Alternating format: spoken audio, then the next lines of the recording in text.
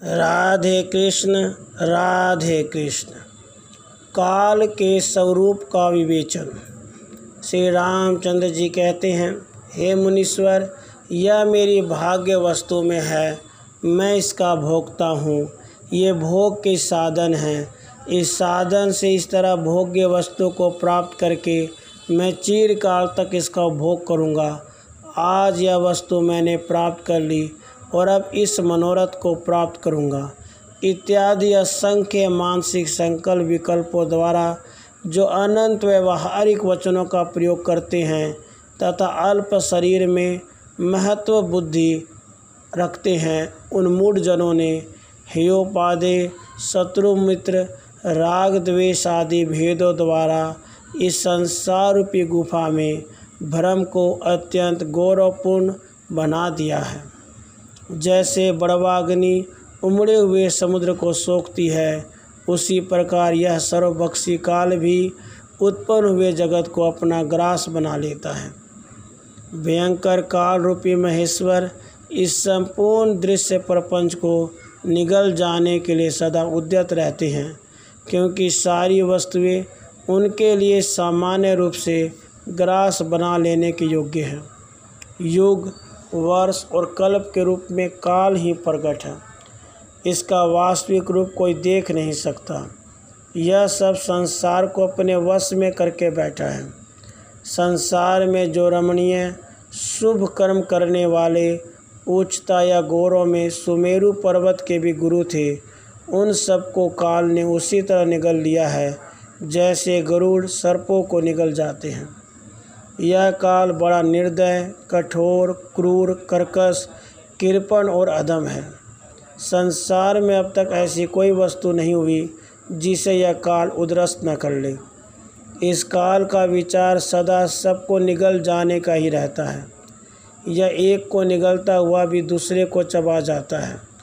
अब तक असंख्य लोग इसकी उदरदरी में प्रवेश कर चुके हैं, तो भी यह महाखाऊ काल कभी तृप्त नहीं होता।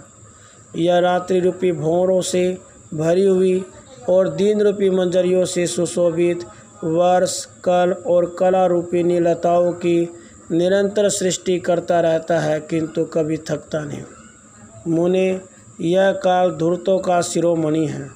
इसे कितना ही तोड़ा जाए टूटता नहीं, जलाने पर भी जलता नहीं और दृश्य होने पर भी दिखता नहीं।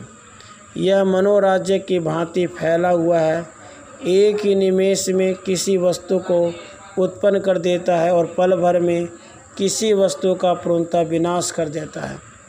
काल केवल अपना ही पेट भरने में संलग्न रहने के कारण तिनका, धूल, इंद्र, सुमेरु, पत्ता, समुद्र सबको अपने अधीन करके निगल जाने के लिए उद्यत रहता है। केवल इस काल में ही पर्याप्त क्रूरता भरी है। लोभ भी इसी के भीतर डेरा डाले हुए है। सारा का सारा दुर्भाग्य भी इसी में निवास करता है। दुस्सा चपलता भी इसी में उपलब्ध होती है। यह काल महाकल्प नामक वृक्षों से देवता, मनुष्य, असुर आदि प्राणी समूह रूपी फलों के भारों को गिराता हुआ सा खड़ा है।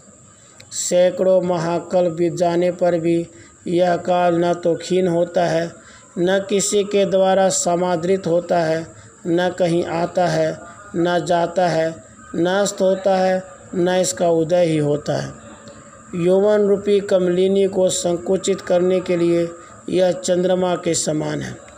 आयु रूपी गजराज का मस्तक विदीर्ण करने के लिए यह सिंह के समान है।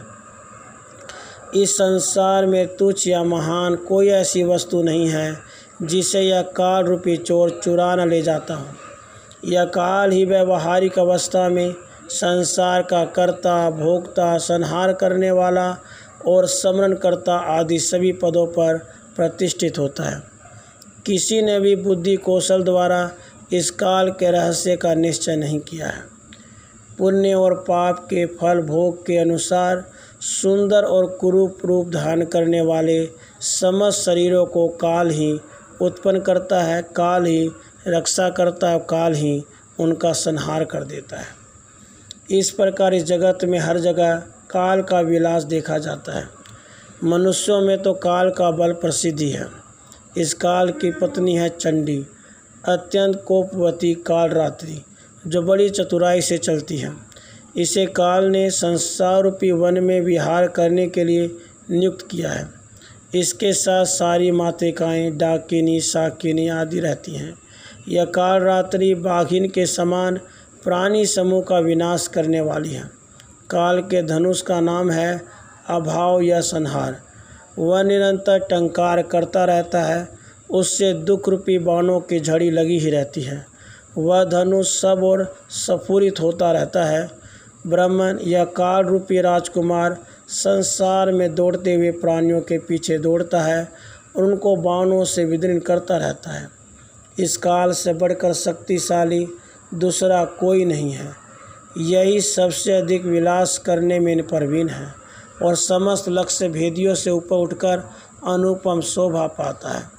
यह जो कुछ भी विस्तृत जगन मंडल दिखाई देता है वह उस काल की नृत्यशाला है। इसमें वह खूब जी भर कर नृत्य करता है। जैसे बालक गीली मिट्टी को लेकर नाना प्रकार के खिलौने बनाते हैं, उसी प्रकार काल भी बारंबार 14 भुवन, विभिन्न वन, लोक लोकांतर, जीव समुदाय तथा उनके नाना प्रकार के आचार विचारों की सृष्टि करता है। उन आचार विचारों की प्रवृत्ति सतयुग और त्रेता में अचल तथा द्वापर और कली में चल होती है। इन सब की सृष्टि करने में काल कभी थकता नहीं। राधे कृष्ण, राधे कृष्ण।